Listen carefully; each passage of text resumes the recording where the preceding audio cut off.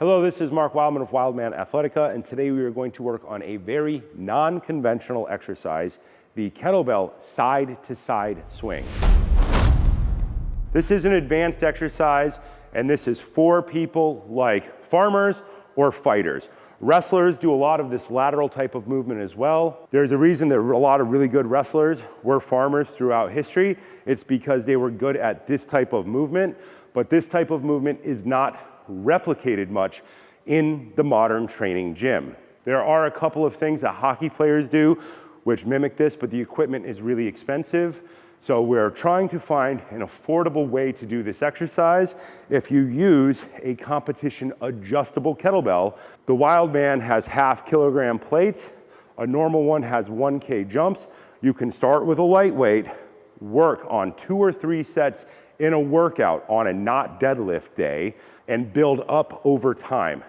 This is a long-term strategy. This is not just an exercise you randomly do. You should definitely do all of your other kettlebell training first, and you should definitely learn this with a club because your margin for error is a lot more when your weight is 3 inches across versus when it's 8 inches across. We're gonna demonstrate the heavy club version of this exercise first, and then we're gonna talk about how it adapts to kettlebells.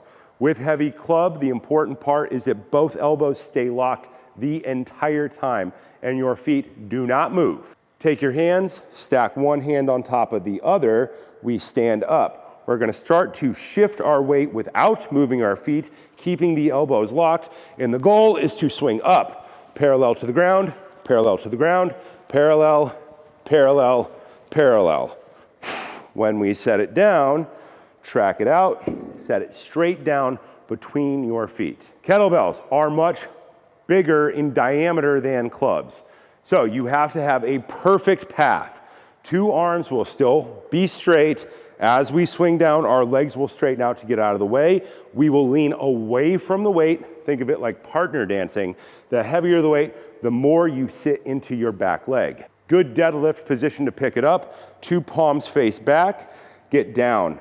I put my pinkies outside of the grip, stand all the way up, squeeze the glutes at the top. It is in the deadlift family of movements.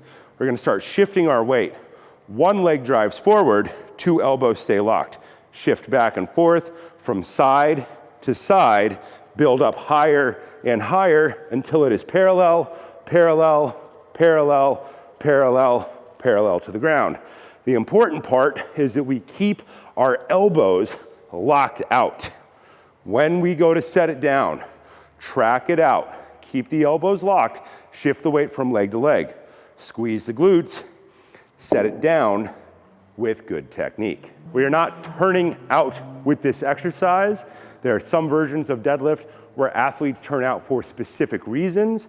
Because we are rotating our ankles, our knees, and our hips, we want to keep our feet straight ahead so the arch of our foot will fire. If you try to do this exercise with a bunch of turnout, when we shift, people tend to collapse the foot and drive the knee down, putting way too much stress where it doesn't need to be. Feet directly underneath you, feet pointed straight ahead or slightly in if you have collapsed arches. That pickup is just a deadlift. Drive the shoulders down, fire the lats like it's a deadlift, and get that shift back and forth. Start low. Do not hit yourself. Build up to parallel, lean away from the weight, keep the lats on, and think, exhale, exhale, exhale, exhale, exhale, exhale. This is not a pure strength exercise.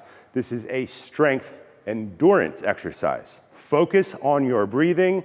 The goal is to start with, say, 30 seconds and build up over time. Our goal is building up to 60 seconds.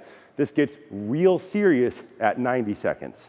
The main problem that people have is they will not stay in this flat line from side to side. They will try to bend an elbow and break the line back. When they do that, and when they come down, consider that bad. Do not hit yourself in the leg with a 50+ pound kettlebell. Extraordinarily, extraordinarily bad. Point your feet straight ahead. Focus on correct technique and do not get out of this plane. If one elbow is bending, you are losing the plane. Stop, set the weight down, retrain, get a lighter weight. The most important thing is not getting hurt. If you get hurt, you do not get what you want out of training. This exercise is not for everybody, not even a little bit. This exercise is for people who are already really, really good at kettlebells, the front to back swings, clean and press, get-ups. This comes way, way, way later in training.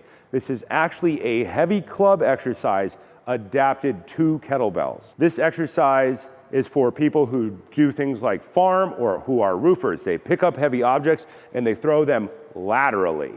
Things like bales of hay, 90-pound bale of hay, rotating centrally without moving your feet. You do not want to move your feet with this exercise. It's generally not a great idea if you're using a heavy weight. The reason we are doing this with kettlebells is it is a compromise. Most people do this exercise for years with clubs. The two-handed version of this, they start with a 15-pound, 20, 25. The goal is to get up towards 50 pounds. The problem is clubs above 50 pounds are rare and expensive.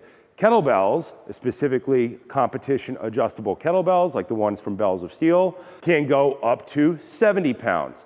This is an endurance exercise. At the low end, you're doing 5 at 5, but you can build up to doing this for a longer period of time. If you mess this up, you will seriously injure yourself by cracking yourself in the leg. Do not mess this up. Do not do this as the first exercise. Do it with heavy clubs first. Do all your other kettlebell training way before you ever get to this exercise.